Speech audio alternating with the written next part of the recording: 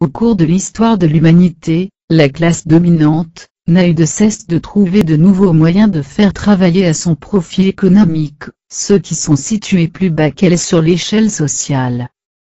Mais de nos jours, nous sommes les propres acteurs de notre asservissement. Le débiteur travaille pour le compte du créditeur, et il n'y a jamais eu autant d'endettement qu'aujourd'hui dans toute notre histoire. Selon l'Institut de finance internationale, l'endettement mondial est estimé à 217 000 milliards de dollars, bien que d'autres estimations l'évaluent beaucoup plus haut.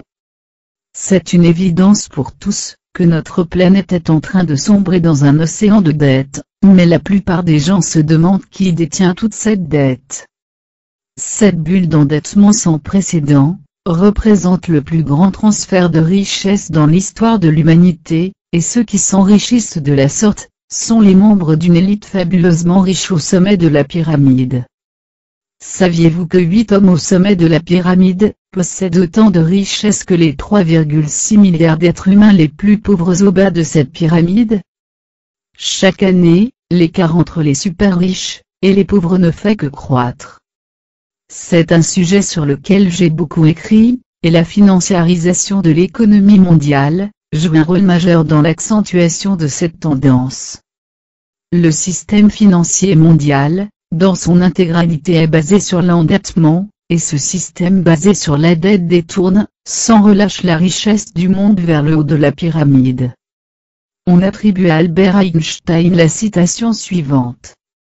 Le principe des intérêts composés est la 8e merveille du monde. Celui qui comprend son mécanisme s'enrichit grâce à lui, tandis que celui qui ne le comprend pas, le paie. Peu importe qu'il ait ou non réellement prononcé cette phrase, il est un fait que cette affirmation est exacte. En assujettissant chacun de nous à la dette, l'élite peut s'asseoir et contempler sa fortune croître lentement mais sûrement. Alors que le reste de l'humanité travaille d'arrache-pied pour payer ses factures, la vérité est que nous passons les années les plus productives de notre vie à travailler pour enrichir quelqu'un d'autre. De nombreux ouvrages et articles ont été écrits à propos des hommes et femmes qui dominent le monde. Qu'on les appelle l'élite, l'establishment ou les mondialistes, la réalité est que la plupart d'entre nous savons qui ils sont. Et la manière dont ils nous contrôlent tous ne relève pas d'un immense complot. C'est en fait d'une simplicité enfantine. L'argent permet une forme de contrôle social, et nous rendre débiteurs leur permet de nous faire tous travailler pour leur propre intérêt économique. Le processus commence dès le très jeune âge.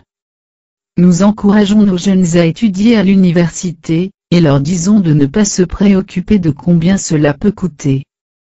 Nous leur affirmons que des emplois de qualité les attendent à la sortie de l'école, et qu'ils n'auront pas de difficulté à rembourser les prêts pour étudiants qu'ils ont contractés. Il se trouve qu'aux États-Unis, au cours des 10 dernières années, l'endettement des étudiants a augmenté de 250%, pour atteindre le chiffre effrayant de 1400 milliards de dollars. Des millions de nos jeunes entrent dans le monde du travail, avec ce handicap financier, et bon nombre d'entre eux passeront les décennies suivantes à repayer leurs dettes. Mais ce n'est pas tout.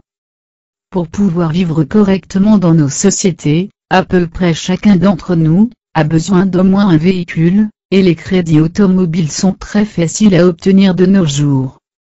Je me rappelle d'une époque où les crédits automobiles ne s'étalaient que sur 4 ou 5 ans au plus, mais en 2017, il est courant de trouver des crédits de 6 ou 7 ans, pour une automobile neuve. Le montant total des crédits automobiles aux États-Unis a maintenant dépassé les 1000 milliards de dollars, et cette dangereuse bulle ne fait que grossir.